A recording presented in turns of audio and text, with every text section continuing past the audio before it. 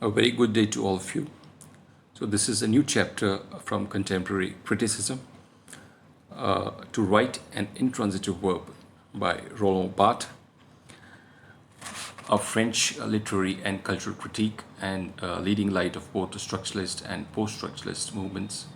Barthes, although his career was slow moving to begin with, but at the time of his death, he was one of the most influential intellectuals in the world.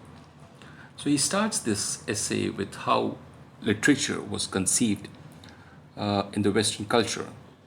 Instead of studying the normal way, in the common way of today through the author's works, his background, etc., the study was based on language theory.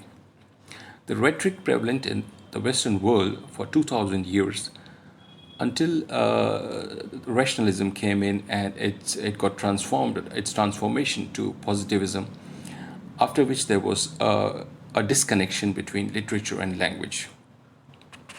Only stylistics had limited access to the study or analysis of literature. Then again, with the passing of time, the two came together, language and literature. And the task of literature and language, creator and critique, began to interrelate and even to merge. Barthes coined a new term for this union of literature and language and called it semiocriticism, which not only viewed form but also the relationship between the writer and language. This was a return to the truths of linguistic anthropology. Barthes then discusses a few of these truths. For instance, he says that there is no relation between simplicity and the age of language. That is, the ancient languages can be as complex as recent ones. He denies any progressive history of languages, that there is no progress of any language. It does not develop. A language remains as such. So the writer does not return to the origin of language, but the language is the origin for him. Another thing he says that man is not separated from language. He never created language to express himself. It is the language which teaches the definition of man. And linguistics provides an objectivity to go beyond the acceptance of the given. In order to distinguish the distinctness of fact rather than the fact itself, linguistics clears that unlike scientific facts, cultural facts are double. They refer us to something else. Benveniste, who was a French linguist and generally regarded as one of the main precursors to structuralism, he called this the duplicity of language. So culture is seen as general system of symbols governed by same operations. Culture in every aspect is a language. That is, in all aspects, it's a language, making possible the development of a system including diverse disciplines devoted to analyzing culture as a language on different levels of description. Semiocriticism shall be a part of it, and Barthes gives a postulate of homology, according to which there is unity between the structure of the sentence and that of the work. That is, discourse itself is one great sentence. And then he tests certain categories of language with the situation of writer in relation to his writing. The first of this is temporality. Since there is linguistic temporality, the specific time of language is different from the physical time and the calendar time. He says that many languages have a particular past tense of the verb to indicate pastime of a myth, whereas the linguistic time has its origin in the present of the statement.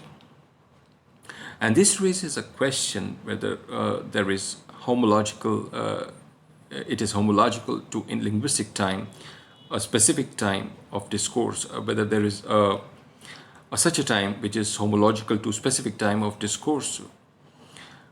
Barth is in favor of this with Benveniste's explanation that many languages have a double system of time. The first is that of the discourse itself, adapted to the temporality of the speaker, for which the utterance is always the point of origin. The second is that of history or of narrative, adapted to just the recounting of the events without any intervention by the speaker, as a result deprived of present and future, except indirectly.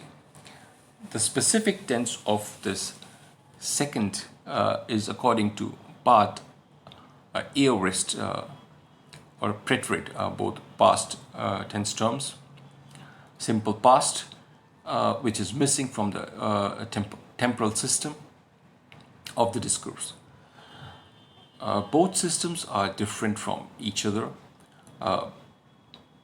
Besides verb, temporality is marked by other signs of referring to a personal tense of the event or the personal tense of the speaker. Normally, stories and histories told are aoristic narratives, whereas historian Michelet's history is narrative with the aorist, even if the simple past abounds in it.